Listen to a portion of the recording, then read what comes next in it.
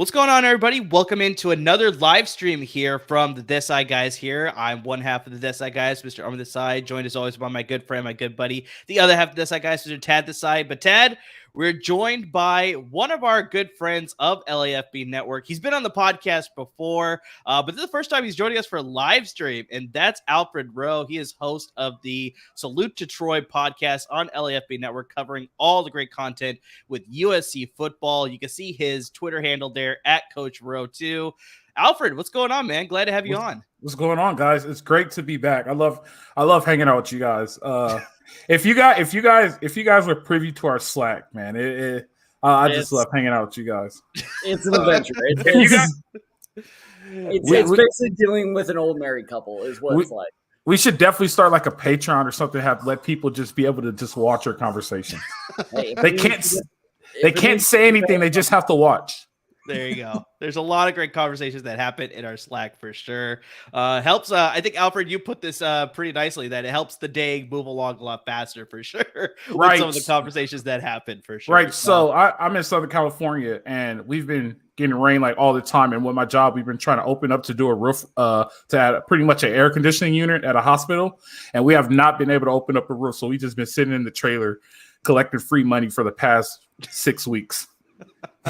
Interesting. All right. Slack has been getting me by. Thanks to Carrie and Chauncey. I appreciate you guys.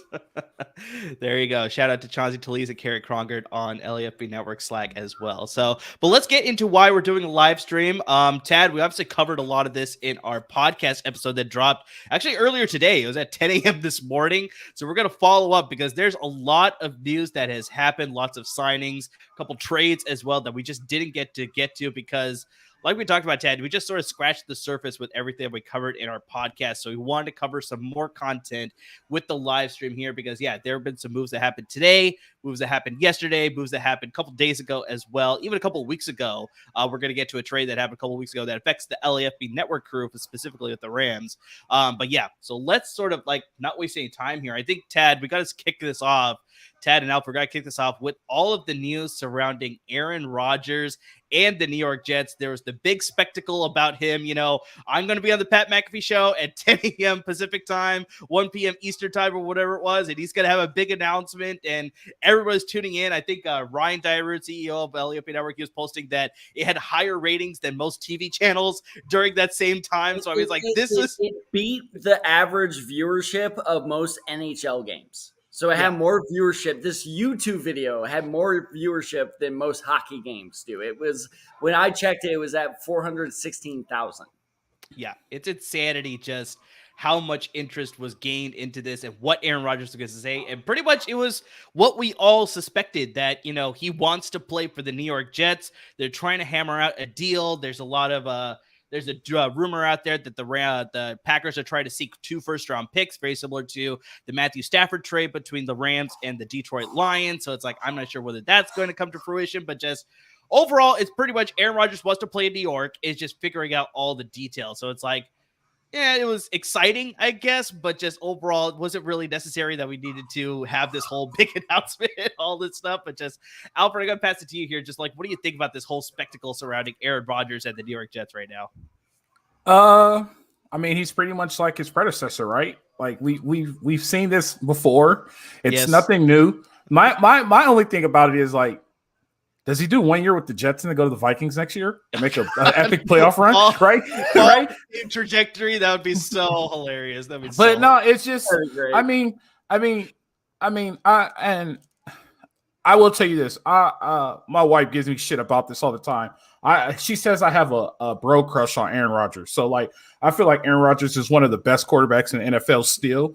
He had a freshman team last year, and he was a little bit above average with pretty much nothing. He's getting put in a situation where he has a great young rookie nucleus. He's in a team that's trending up. It's not trending up fast, but they are trying to make moves to trend up and compete. It's a great spot for him. And if he's going to do it, then just go ahead and do it. But the biggest flaw of Aaron Rodgers, and I will say, and there's very few flaws of Aaron Rodgers. I mean, people say he's a bad person, but we don't have to drink a beer with him. He just has to perform on Sunday, right? He's a media whore. right? So Aaron Rodgers is a big time media whore. So he's going to make sure all this free agency stuff is clear. He's going to make sure no team has a hold my beer moment. So when he finally signs for at least 3 days, it's going to be about Aaron Rodgers. And that's one of his biggest flaws. That's why I think it hasn't become official yet. The money is done. Even if the money isn't done, you can agree. You could agree in principle, right? We're going to agree in principle to sign, like, you're coming here. Let's work out the money on the backside. So he just wants to make sure there's no hold my beer moment, and he has at least 3 to 4 days with that Yahoo Stephen A. Smith and Skip Bayless. So, I have no problem with it.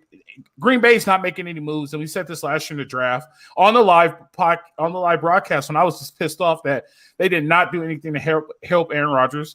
And one of his greatest quotes, right? People come to Green Bay to play with me. They're not coming here on vacation. And it's gonna happen again. People are going to go to East Rutherford, New Jersey, to play with Aaron Rodgers. They're not going on vacation. So he's going to have to prove he's still one of the best, but he has enough around him. If he does do it, he has enough around him to keep that title at the top of the quarterback elite. For sure.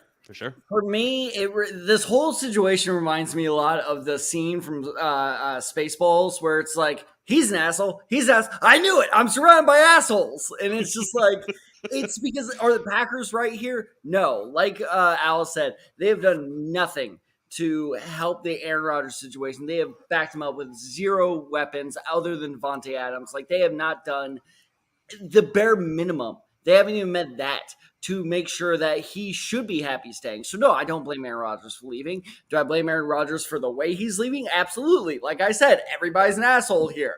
The Packers are an asshole because they didn't, do a good job of, backing up with enough talent. Rodgers is an asshole because he's an asshole and he goes in a dark room for 4 days. So both situations are bad.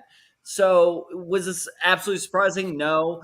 I will fight against Al on one thing. I do wonder, and this is complete speculation, obviously, but I do wonder, especially with the Lazard trade signing, if part of the thing holding up the trade is if the Packers are waiting for Elijah Moore or a key receiving piece like that to be part of this trade package. So I don't blame the Packers for getting the optimal amount here, but I don't totally think it's on Aaron Rodgers for the wait either. So I think this will happen, obviously, but I do think the Packers are a little bit to blame as well. And if you heard that in the background, I apologize. Cap is playing around.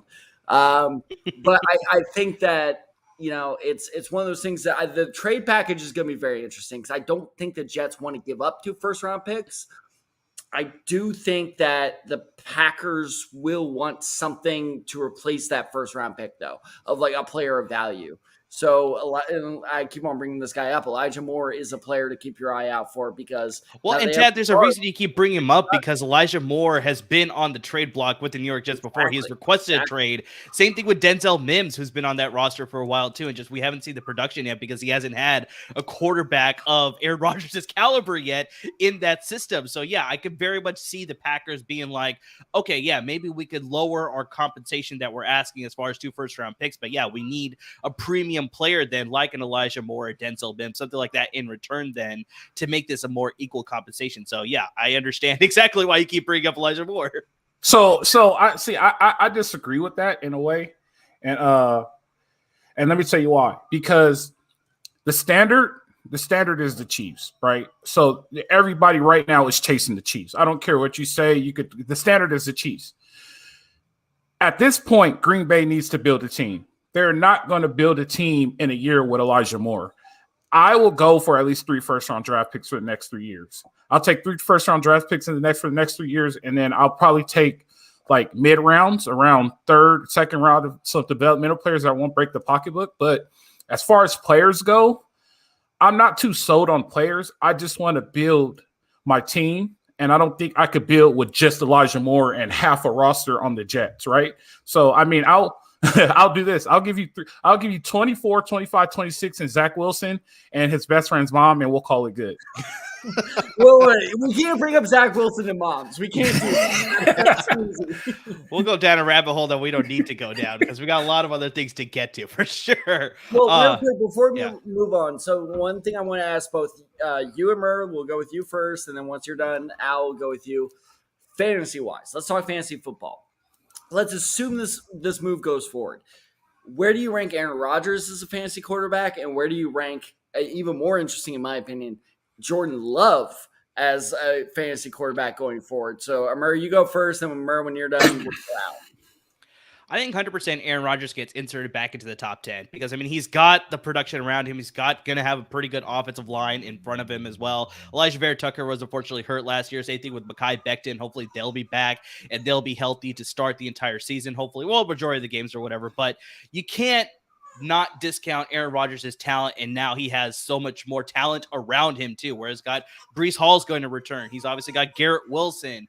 Corey Davis, I think, will look a lot better. The tight end position with Corey Davis. I forgot CJ Uzomah signed then, and he didn't look all that great because he was dealing with injuries, but he'll look pretty good with Aaron Rodgers throwing in the ball. So it's just automatically, I think Aaron Rodgers is in that top 10 conversation. I have to see how he performs still a little bit to make him into the top 5 possibly, because he has no mobility. That's where some of these other quarterbacks are going to rank ahead of him, like, you know, your Justin Fields, your Kyler Murrays, your Lamar Jacksons, possibly, you know, that sort of thing. But yeah, easily into the top 10 again. Well, me being the inaugural LAFB fantasy football champion, Very true. I will say this. I wouldn't put him in front of the top production quarterbacks. I guess you would say like the Josh Allens and the Patrick Mahomes and all those guys of the world who are the top performers. I will say he's a late round draft pick to put on your bench right now. Oh, right now. Okay. And for that reason, it's just like Amir said, he's just like, I need to see him perform first, right? And the reason why I say that is because say he does perform, now all of a sudden the trades in your email are going to go crazy because everybody's going to be like, all right, I'll take Aaron Rodgers. It's like, well, let me look at your roster and let me see what you have. It's like that old Geico commercial. It's like, reach for the dollar. Yeah, let's see what you have. So definitely. And I just want to answer a question. Rod, I will milk them for all their draft picks. Ryan Rodriguez, that's my boy. I sent them the leak. So thanks for tuning in, Rod. But I'll milk them for all their draft picks. I wouldn't get them for players for say, like I said earlier. But like I said, so let's go with this then. So, okay, that's where we're saying on Rodgers. Where's Jordan Love standing? Especially with what the Packers offense was looking like last year. Is Jordan Love even draftable fantasy? No, at this point, he's not. He has no fantasy relevancy right now because he's more of an improvement than Aaron Rodgers on a new team, because at least Aaron Rodgers is teaming up with his former coach, Nathaniel Hackett, that he had in Green Bay, right? So it's like there's less of a transition that he has to worry about in New York. Whereas Jordan Love, we've seen him in preseason. We've seen him, I think, in 1 or 2 regular season games, but it hasn't been all that great. But now if he's preparing as a starter, maybe we'll see a little bit of a difference. But still, it's very much he is not on my radar as far as a draftable piece in my fantasy. He's off your draft board. He's off my draft board right now. I don't know, Jim. Because I agree with you. It's like I'm not going to sell the bank on Jordan Love. You got to remember now, Jordan Love has absolutely no weapons, right? Mm-hmm. I mean, their only weapon is a running back. They're even trying to get Mercedes Lewis in this deal to go to the Jets. So exactly. I mean, you know what I mean? Like the Packers are right now on a complete blow up, and they're on a rebuild. How long is this rebuild going to take? We don't know, but I'm not gonna put all my stock into Jordan Love. I feel like he's just gonna stay as an available player. Somebody may pick him up, and hopefully he gets you 10 points for completions on a bye week. Hopefully for quarterback. That's what I'm saying. Like I've seen it before, so it's just I'm not going crazy over Jordan Love. Okay, well, then one final fantasy question when it comes to Aaron Rodgers, because of course this is all still up in the air, and because he's being an asshole. And if Aaron Rodgers does go to New York, Garrett Wilson, first round receiver, crazy or no? Maybe. I honestly, if you're asking me, I think that's not outside the realm of possibility. Now, if you say top 5 receiver, I think that's a little soon. But if you're in the back end of the first round, you know, there's been a run on running backs, and you're like, you know what, I'm going to just take a flyer on Garrett Wilson. I think that's well worth it, because we've seen Aaron Rodgers, make fantasy, monsters out of nothing before. Al Lazard, Marquise Valdez-Scantling, like all these guys have been fantasy relevant because of Aaron Rodgers.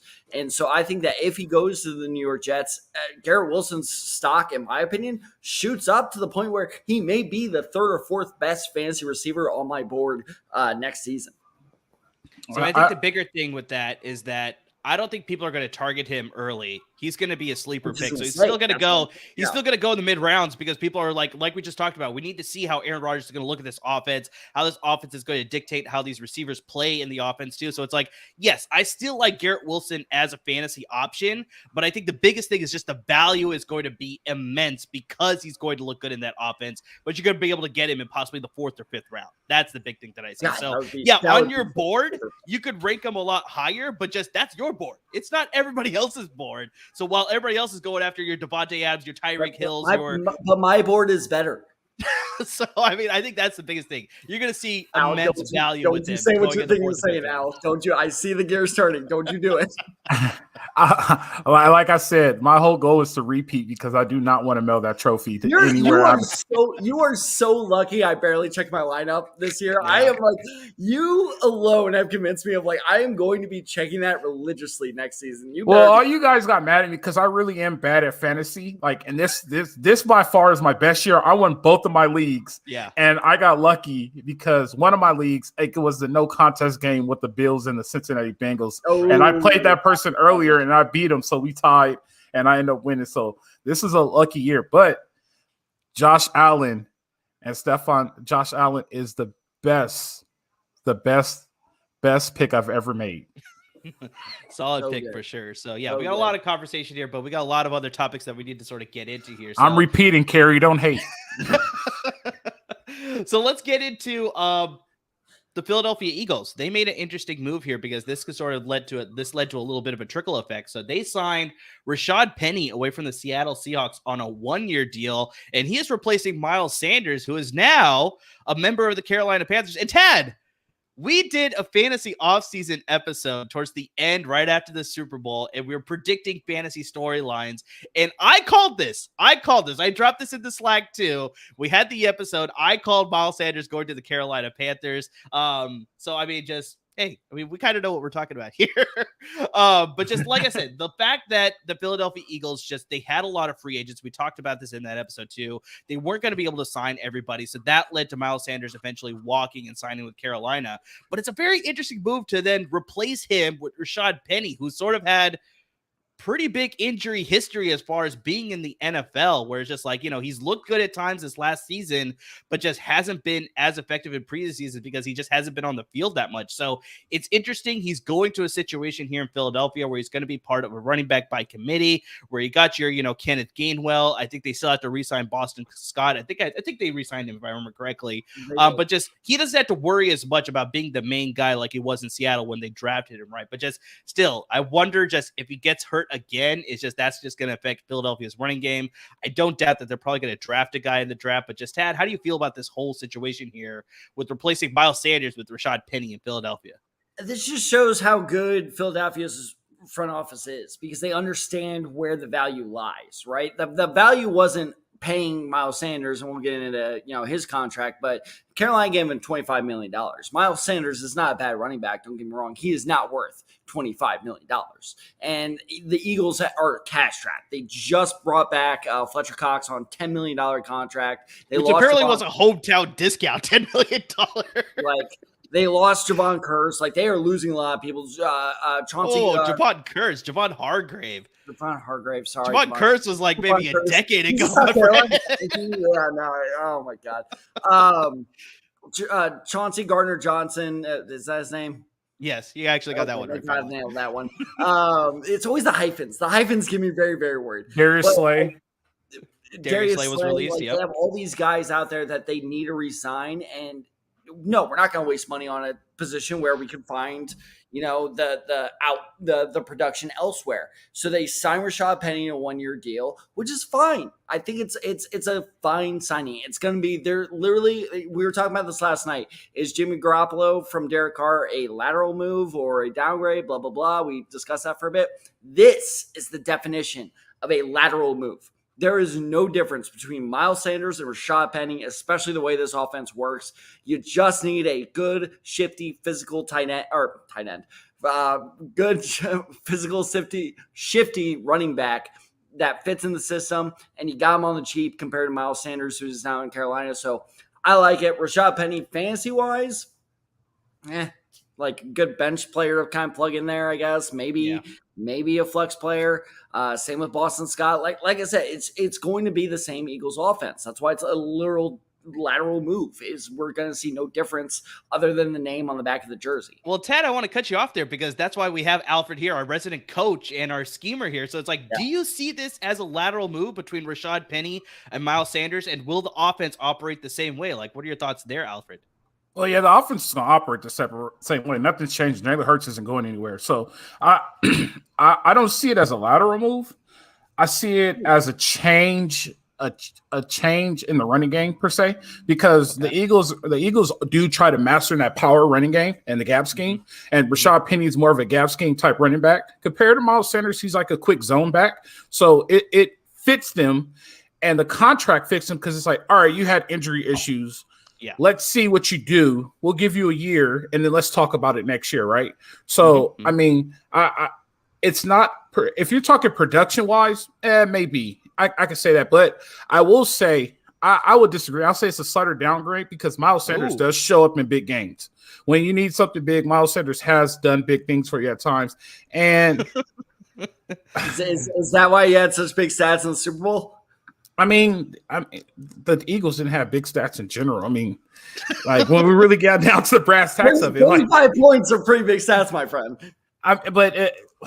All right, we'll talk about this at a later date.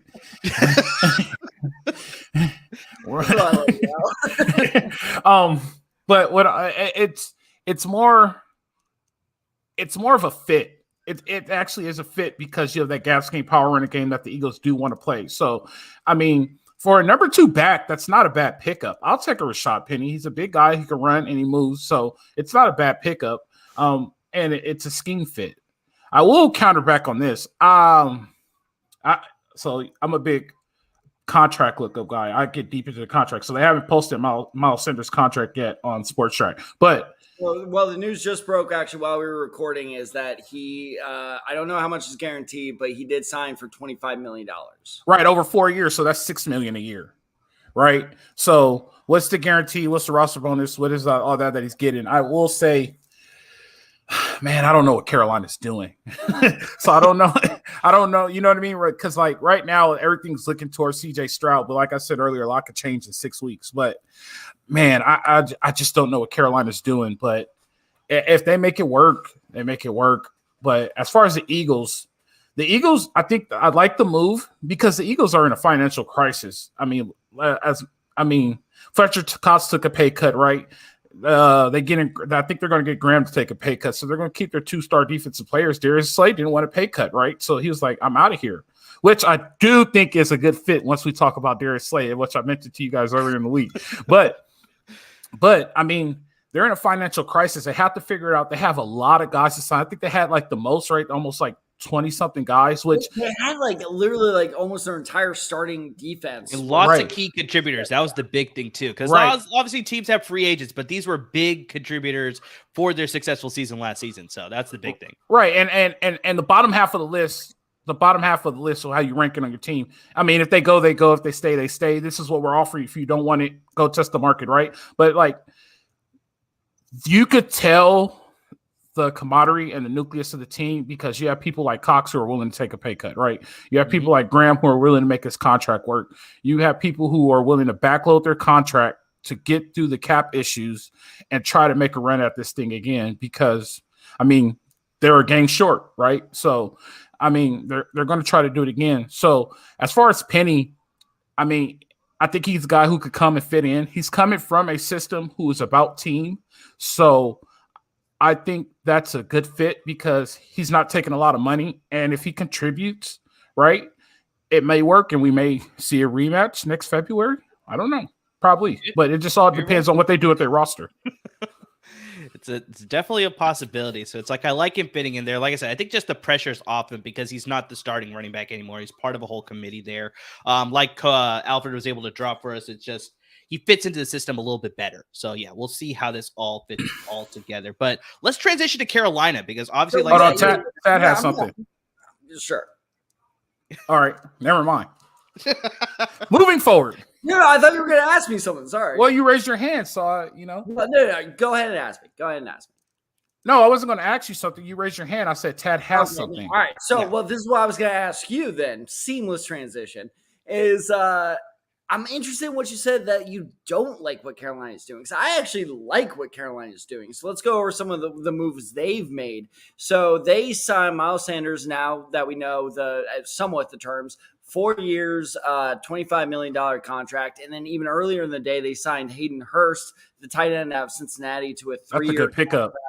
Those terms have not been released. They also signed what's the earlier signing I'm blanking on, Amir? I don't think they had any earlier signings. These are the only two major moves that I've seen so far. So I think they signed a receiver or something on Blake. Oh, no, it was Andy Dalton. That's what I'm thinking of. They also signed Andy Dalton. Hey, look, I'm not saying he's a starter, but as a mentor to whoever they draft, not a bad mentor. So it seemed, because we were talking when the Panthers first made that draft trade for the number 1 overall pick, as if like, okay, they're going to tank this year and then, slowly build around their quarterback. It doesn't seem like they're doing that anymore. It seems like they're going like, you know what? We may not win it all or may not win our division, but we're going to be competitive at the very least moving forward. So I'm interested that you said you didn't like what they were doing, because all their moves today, I like it. Like if no. I said I don't know what they're doing. So but I think that's what they are doing, is they're building around this, if it's Stroud or Young, they're trying to give him everything they can to make sure he doesn't just fall flat on his face the second he comes into Charlotte. Right, but you can't say that and you get rid of DJ Moore.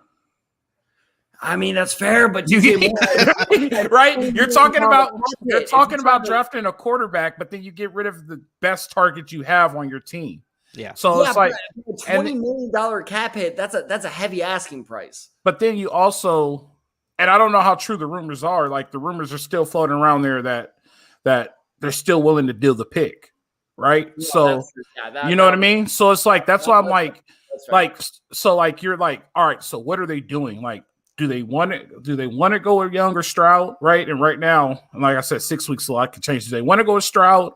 Do they want to go with Young? Are they going to build around Young? This is going to be at least a 4-year project, right? Not to talk about playing ability, but like to at least build a championship team, because they were never far off. They're not far off. If they have all the right pieces, like they've been to the Super Bowl multiple times, they've been a competitive team multiple times, right? Like, so they have the resources and they understand what they need to do. And they have the foundations in place, but it's just like, what are they going to do? How are they going to do it? And what is their agenda? That part I don't know. So like you see him building, like Hayden Hurst, big pickup. Miles Sanders, big pickup, right? Like, you know what I mean? Like you said, Andy Dalton is a great Band-Aid. Your starting quarterback goes down for a series, even if he goes down for a game, you're okay playing with Andy Dalton, right? He's not going to take you to the Super Bowl, but at least he could get you through a week or two if there is an injury. But then you start floating around the idea, all right, well, we're going to trade the pick. You know what I mean? Like, what quarterback are we going to take? And that, all that comes into play. Like, all right, so what system are we going to focus on? Are we going to do this system for Bryce Young? Are we going to do this system for CJ Stroud? Right? One guy has a big arm. The other guy's an athletic guy that's willing to run. So it's what are we going to do? Like, it's weird that I'm seeing that they're pointing towards Stroud because they get rid of DJ Moore, but then it's also weird that they got the pick and they're willing to deal it. So that's why I say I don't know what they're doing. It's a lot of question marks that I have. Like, all right, what is your agenda? Like, I wish I could be a fly on the wall in that war room to really see what they're planning and what they're talking about. And I'll tell you this, as a guy who has unfortunately had to live under Frank Reich for about 4 years now, I don't even think at times he knows what he's doing. So it will be very interesting to see, is there a plan, or are they just kind of going, step by step? Because let me tell you, he's a good coach. Don't get me wrong. I really like Frank Reich. He's a good person. I think he's a smart coach, but in terms of when it comes to personnel, I think that's where he struggles a lot. So it'll be interesting. Amir, what are your thoughts on what the Panthers are doing? You guys covered it. I really have no idea what they're doing because exactly like you laid out, where it's just like, they seem to be trying to build a competitor right now, but then they're also trying to transition into being a competitor for long term as well. Because, you have to look at the NFC South. It's pretty wide open now that Tom Brady is retired and some of the moves that have happened, right? Where it's like, there's no guarantee who's going to win that division. So it's like, maybe they're trying to be in that boat where it's like, okay, this division's winnable. So if we get enough pieces, the defense, I think, has got a lot of pieces on it. They have a few people that they're going to sign on offense with Hayden Hurst, Miles Sanders. Obviously, they're going to draft their rookie quarterback. So it's like maybe they feel that they can stay competitive enough, like you said, where it's like they can win the division and sort of like use that as like a building block. That's like, all right, we start with the division. Now we add a little bit more. We can make a deep playoff run, add a little more. Maybe we get to the Super Bowl sort of thing. So it's like maybe that's what they're thinking. But honestly, it's like we talked about this with Tennessee, where it's just like, I don't know what they're doing. They're straddling that fence of like, are we competitive or are we trying to rebuild? So we'll see how it all plays out. So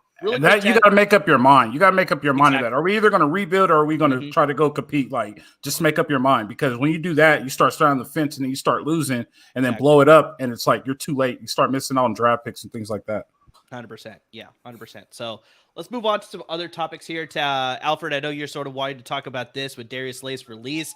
We got to bring up the Jalen Ramsey trade. So he is traded from the Los Angeles Rams to the Miami Dolphins for a third-round pick and tight end Hunter Long. Alfred, I know you're sort of dropping this in the Slack, especially with the news of the Dallas Cowboys now releasing Ezekiel Elliott.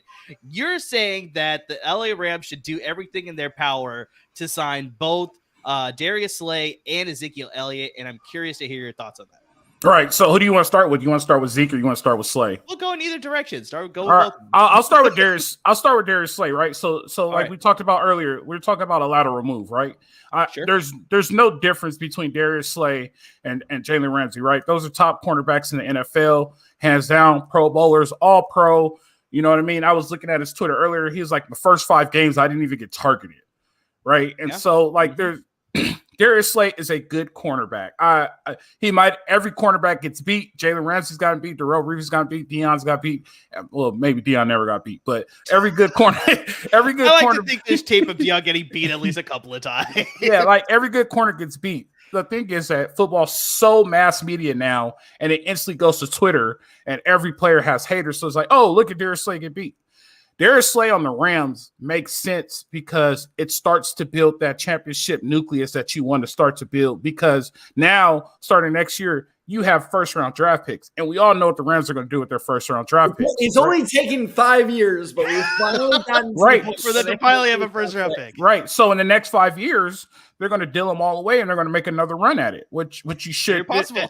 And that's how they play. So that's a guy that you could actually keep on your roster, and you could set your contract up to where you load them on the back end like they did with Jalen Ramsey in Miami, right? I showed you their contract earlier. On the front, he's only making $1 million this year, and I think next year he's only making $2 million, and then he makes the bulk of his money on the back end. So just set the money up on the back end so you could deal with the cap issues that they have, right? Because like we said earlier, I was like, wait, the Rams only have cap issues is 2.9. All of a sudden it went from 2.9 to almost like $60 million in cap issues. So you could deal with those cap issues that way. Now you have a solid, dominant corner in the Rams defense to replace Jalen Ramsey. It works out perfectly. And there's room for it. Believe it or not, there's actually room for Darius Slay to go with the Rams cap issues if you structure the contract the right way. Alfred, the cap's not real. They'll make it work out. It's a scam. It's the biggest scam of all time. I got you. So, and then when you go to Zeke, right? The Rams are on a rebuild. I don't care what you say. Everybody they have these championship expectations. The Rams will make a run in 23, 24. They'll be better in 24. They'll make a run 25, 26, 27. You might see them back in another Super Bowl, right? Because they're going to make those runs. They have those draft picks. They're going to do the same exact thing that they did, right? So if it ain't broke, don't fix it. You need a gap. You need a gap running back. A guy with experience, a guy who can still run downhill, a guy who averages at least 6 yards a play, which works out in Sean McVay offense. Who's available right now that could do that? That's Zeke Elliott. If you look at Zeke, he averages about 6 yards a carry, right? His production was down a little bit last year. It was about 4 point something, but it's just a gap year. You can sign him 2 years, 3 years just to get you over the hump and then let him go, right? And then I mean, he has experience. He can still run downhill. He hasn't changed the way he ran. I'm not saying use him to get you back to the Super Bowl. I'm saying use him as a number 2 running back that can make it first player. Yeah, use him as a number 2 running back. And now Sean McVay has another weapon, because I always say this, and I argue with my friends a lot that I talk football with. Zeke's best production is when he was catching the ball and running the ball. 100%. Once they stopped doing 100%. that, his production changed, and everybody's like, he's no good anymore. All right, Sean, here you go. You have a guy that is a multiple tool weapon. Even if you don't flex him out like they did the first couple of years, use him in the screen game. Use him in some type of passing game to where now you have to cover Zeke, and Cooper Kupp is always going to be an option. You can't double both, right? And so at least you have another threat. So Zeke is a short-term answer for the run, and he's affordable. So why not do it, right? Super Bowl's not the goal this year for the Rams. And if it is, and if you think the Rams are a Super Bowl team, wake up. Like, we have to be realistic with what's going on. So let's use a gap year running back, at least could be productive and at least be competitive, right? Now, next year, you're going to start to see the build, and you're going to start to see the big trades, the blockbuster deals, and all of a sudden they'll make the run again. So that's why I say you can use those 2 guys. And then Darius Slay will be good enough to keep at least re-up, and he could be on one of those championship teams. Interesting. And Tad, I'll pass it to you here. We do have one YouTube commenter saying, I could see Slay in the horns, but Zeke, no bueno. I think the interesting thing that Alfred laid out is just 100%. I think the Cowboys, when they used Zeke in his early years, they used him in both the running game and the pass game. That's what made him a lot more effective. But the only thing, Tad, that we've sort of kept reiterating, especially with the Dallas Cowboys, now that they're transitioning to Tony Pollard, is just they overuse Zeke. So, I mean, it's I wonder if that's going to be a factor wherever he signs, whether that's with the Rams, whether it's that somebody else. It's just, I wonder if that's going to be a factor. But like Alfred also laid out, if he's the number 2 running back and you're going to pair him up with Cam Akers, then I'm totally fine with that. But yeah, Tad, what are your thoughts on this whole Alfred sort of play here to get Darius Slay and Zeke Elliott on the Los Angeles Rams? Well, Darius Slay, I think, is, like Al says, a perfect fit for the Rams. You just got rid of Jalen Ramsey. You don't want to go in a full rebuild. You still want to kind of compete. So yeah, Darius Slay makes absolute sense in LA. Here's what drives me nuts about Zeke, because I don't even like Zeke. He went to Ohio State. He went to my rival high school. I've hated this guy since I was 16 years old. He goes to the Cowboys, who I also hate. But I'm almost frustrated or angry on his part because, Al, maybe you can speak to this more. The Cowboys just didn't use him correctly for the last 2 years. It was basically just hey, we need a trucker. There's a giant pile. Go, run. Just go beat this pile. That's basically what they did with him for the past 2 years.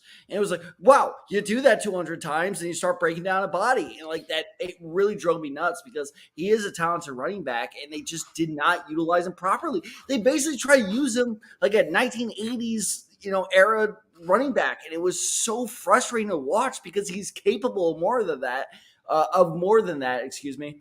Now my concern is I'm not sure if he is anymore. I think they might have beaten him down enough to the point where is his body capable of being, that dual threat running back that we've been talking about? That's my concern. But if you ask me, the Cowboys absolutely screwed Zeke every which way here. The only reason I could give you is that Kellen Moore was the OC. He's a pass first guy. And he just he had weapons on the outside. And so I think he just wanted to utilize those weapons. But Tad, that has been my question for the past 3 years. Why are they using Zeke so different now? You know what I mean? And I mean, you know what? They use him like John Riggins. They were pretending like he was John Riggins. Right. But if you look at his national championship team, he was a power running back. They ran power. He was, but that was also when he was 20 years old. Right. I agree. But also he's very good in the pass game. And he's an excellent. He's one of the best running back pass blockers. I was actually just about to say that. They kept him in on crucial passing downs, but they needed to make sure they had the pass protection because Tony Pollard, he was all right, but not at the same level as Zeke Elliott. Zeke might be the best pass blocking running back that we've seen in a long time. He's took that craft and he's mastered it. He's really, really good at it. So, I mean, I don't know why they stopped using him the way they use him. I can't answer that question, and I wish I knew because Like Zeke was my favorite. I was the biggest Zeke fan. McCarthy is a moron. That's why. Well, it was prior to Paul McCarthy too. It started happening a little bit with no, not Mike McCarthy. Mike McCarthy. Oh, jeez. Mike McCarthy. It happened a little bit. Lennon's the assistant OC, by the way. Yeah, like so. It's just I don't know. I can't answer that question for you, Tad. It was frustrating because his career ended not because of his actual production. His career is ending because his production was taken away from him. But like I said, if the Rams could sign him for the low, right, and get a decent deal out of it, maybe we might see a rebound. Like not a Hall of Fame saving career like he was on track for being, but at least like, oh, okay, I'll take. We might see some Zeke jerseys in the store. I'll say that. Like people will appreciate the production of a number 2 back because you're also saving reps, saving blows on the body. You know what I mean? You're not the guy, but you're a filler. So I think that could prolong his career a little bit longer. And, you know, it maybe could save his legacy, I guess you could say. But I'm all for Zeke. I'm a big Zeke fan. So let me ask this then for both of you. In Rams, you know, screw it, Jets, whatever team he goes to, does he still have the potential to be fantasy relevant? Like, would you still potentially draft Zeke, or is he now a waiver wire target at this point? Waiver wire. I have to wait and see what he does. Wow. See, no, I'm still drafting him, but he's no longer the starter. Like, I mean, this sort of happened the past couple of years where it's like, I'm still drafting this guy, but he's not my RB1 that he used to be, right? And earlier in his career. So I'm thinking him as RB2, maybe a flex position. But yeah, I think just like Alfred said too, it really plays into which team signs him as well. So, I mean, that's going to play a factor, but he's still very much draftable. I'm not going to let him go to the waiver wire, let him go. Like, especially like if it's the later rounds and nobody's taking him. It's like, why not? I'll take a chance on him. I'll take a flyer on him, and I'll keep him on my bench and see if he can sort of revisit the old Zeke that we sort of had seen there. But I still think he's drafted. I'm gonna draft him. I'm gonna draft him and release him. And Amar's gonna pick him up, and I'm gonna get a text. Alfred, the best release you ever gave me was exactly Ezekiel Elliott. Real quick. Do you guys want to hear my dark horse team to sign Zeke Elliott? Let's hear it. Tampa Bay Buccaneers. Apparently, there's already interest there. So it's not so much of a dark horse. Hey, that's dangerous. Playoff Lenny and Zeke in the same backfield. You could put them in the backfield at the same time. Well, Lenny's on the field. Lenny's gone, which is why he's no longer with the team. Yeah, Lenny's gone. Oh, Lenny's gone? Mm-hmm. Lenny's gone. Oh, man. He's a free agent. So that's why I had the Bucs played there because we may or may not get in this depending on time. But now that they have Baker Mayfield, clearly the Bucs, much like the other teams are not just taking, much like the Panthers are not like just laying down and being like, okay, we're going to take. They are here to compete. So, Zeke, if you want to compete right away, not a bad pickup. That is a.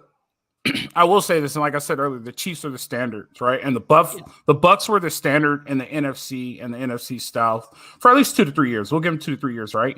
Mm-hmm. Mm-hmm. That they were chasing the Chiefs, which they caught them and they played them and they won a Super Bowl, right? Yep.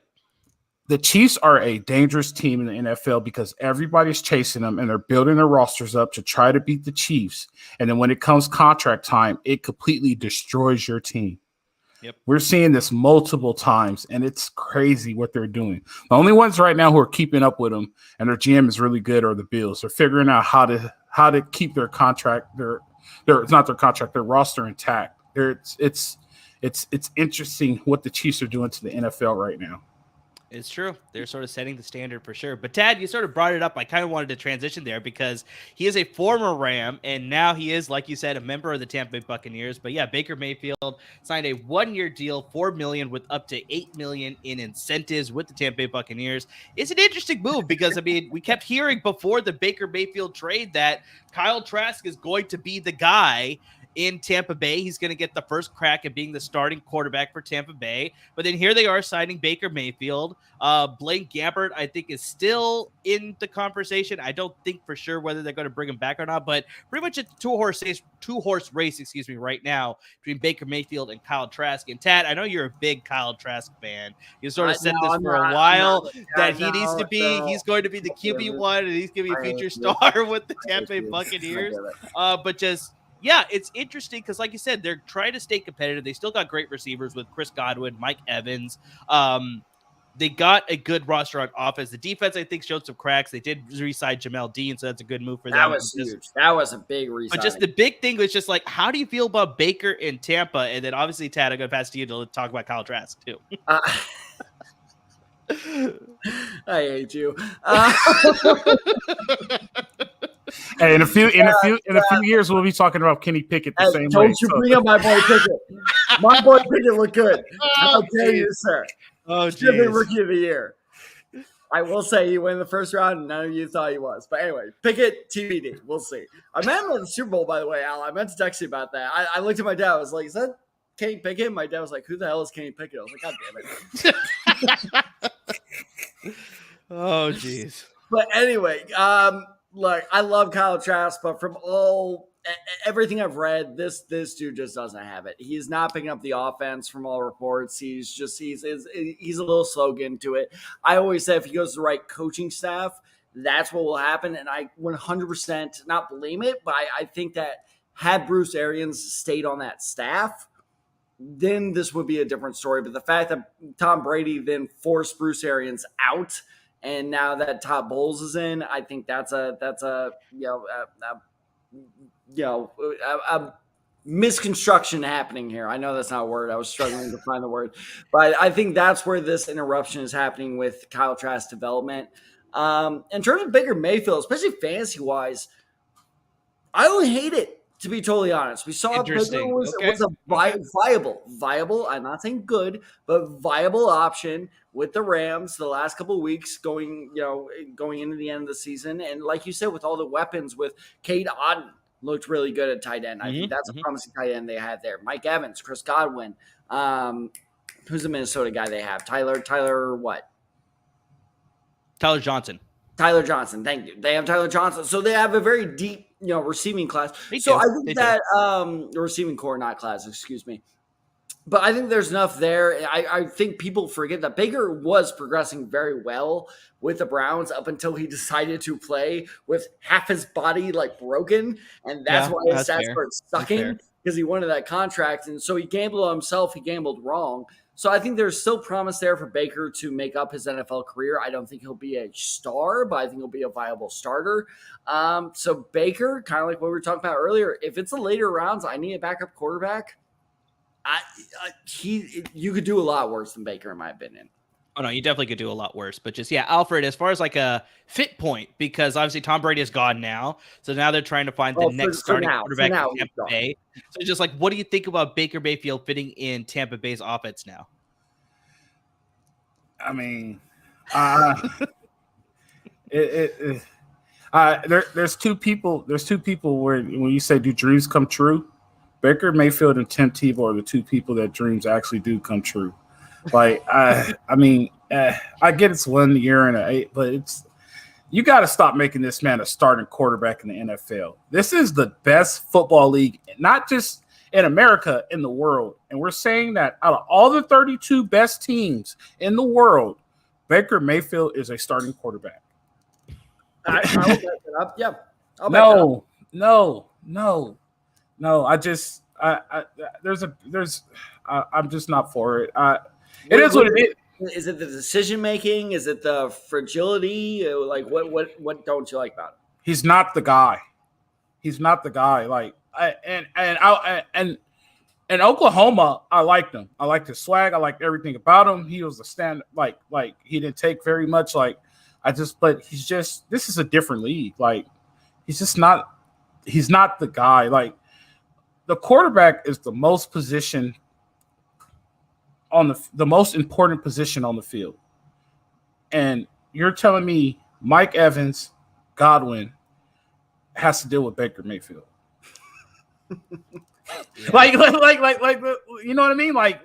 Just put in that perspective. So, and Baker's a me guy, and it is what it is. I mean, he won a Heisman. He has every right to be cocky. He was at once the best player in college football, but he's just not a guy. It is what it is. I mean, I don't have much to say about Baker. We can go to the next. Let's just. All right. It's time for him to go play baseball. Well, Somebody right, will draft him.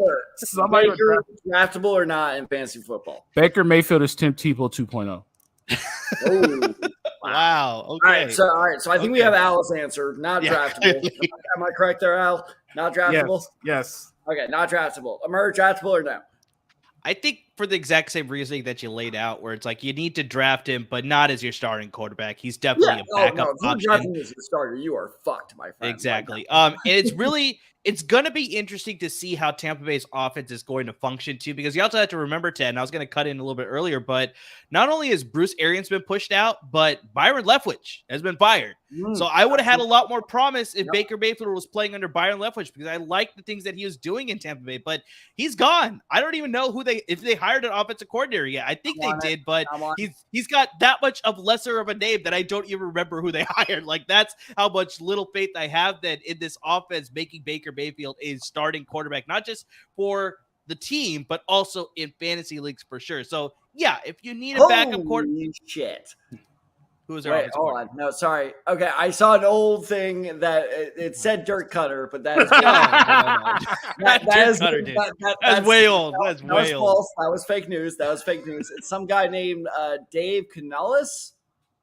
Dave Canales. Okay. Yeah. See, so it's like it's not a earth-shattering type of move. Yeah, it's not like, exactly. It's like we barely remember this. We had to look it up, right? So it's like, yeah, Baker Mayfield as a backup quarterback towards the back end of your draft, you could probably take him and add him to your bench. But yeah, I need to see how this offense is going to go, because I don't trust it enough to warrant picking up Baker Mayfield, even for a streaming option. But yeah. That's my take. Okay, this explains it. He was the Seahawks quarterback coach, so he wrote JuJu Smith into the. So I think they're hoping that he could strike gold, because what he did with Geno Smith that they could possibly do with Baker Mayfield. So we'll see. We'll see if the experiment works out. That's going to be very interesting there for sure. So there's one more thing that I want to get to, because we're coming up against the clock here. We have another live stream actually coming right after ours. Dan Wolkenstein of Chargers Unleashed is going to be doing a live stream talking about Chargers news for sure right after us. But there's one more thing. I'm going to stick to the NFC South here. It's Michael Thomas restructuring his contract. He signed a 1-year deal worth $10 million, $15 million with incentives. And I mean, Tad, we talked about a lot of this. We talked a lot about this on the podcast, about like when he's healthy, he's one of the most productive receivers in the game. But then that's been the problem the past couple of years. Like, he's been dealing with the foot issue.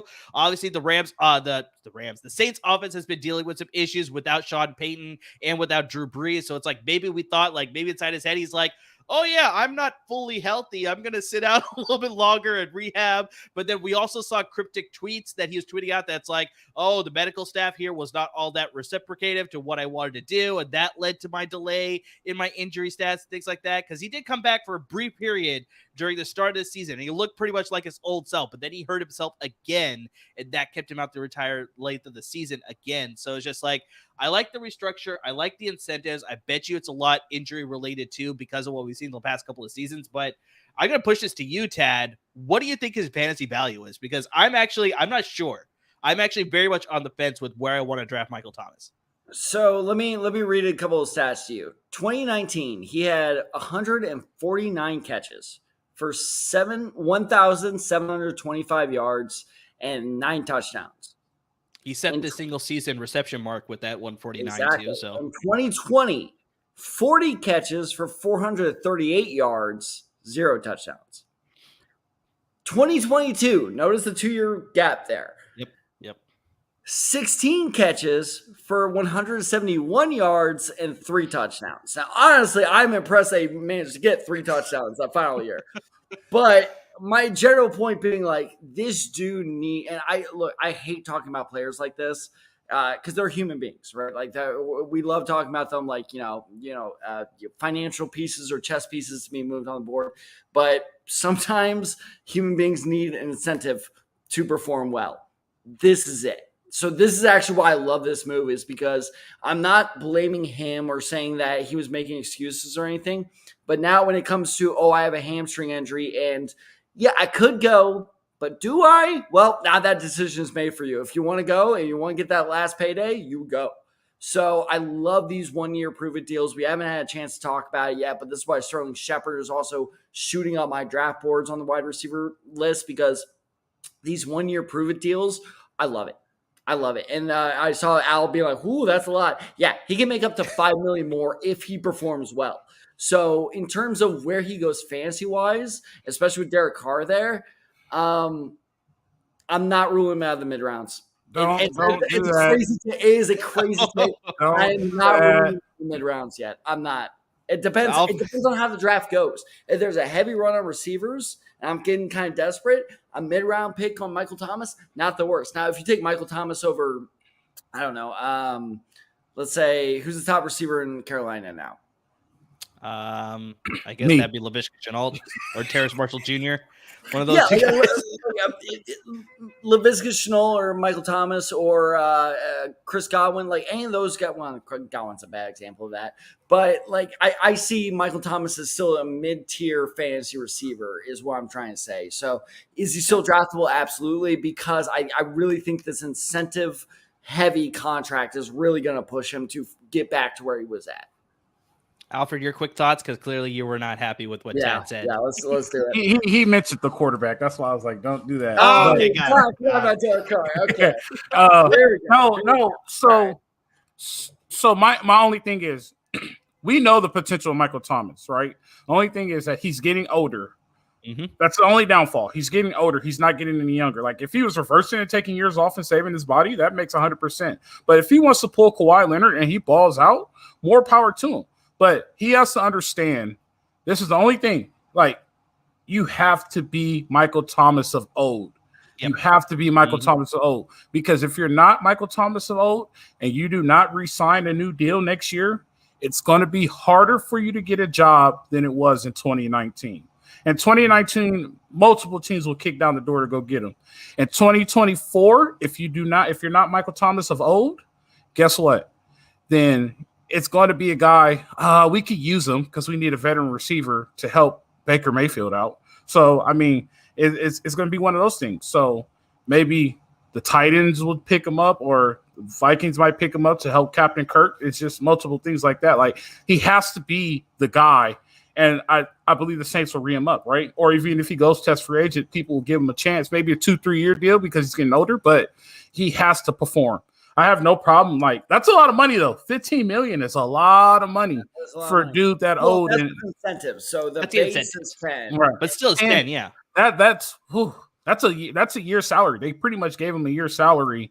You know what I mean? I love that to be a year's salary for me. Oh my God. I'm just saying, like they gave him a year's salary, just pretty much like here's a year's salary. You have to play. Go do it. You know what I mean? So that's one of those things. But the issue is, his quarterback sucks, so I wonder how that's going to work out for him. I would love. If we have more time, we would debate this. I 100% would love to dive down that rabbit hole, but like I said, I was hoping we would talk about that on this show. I'm so mad we missed that. It's a little too old. We talked about that with like the Geno Smith and the Derek Carr stuff. We're like, damn it, it's just that much too old. But there's a lot to unpack there. Hey, we will touch on it later. So, Al, if you want to come on and touch about that later when we eventually do touch on that. I have ton of Derek Carr feelings. Oh, okay.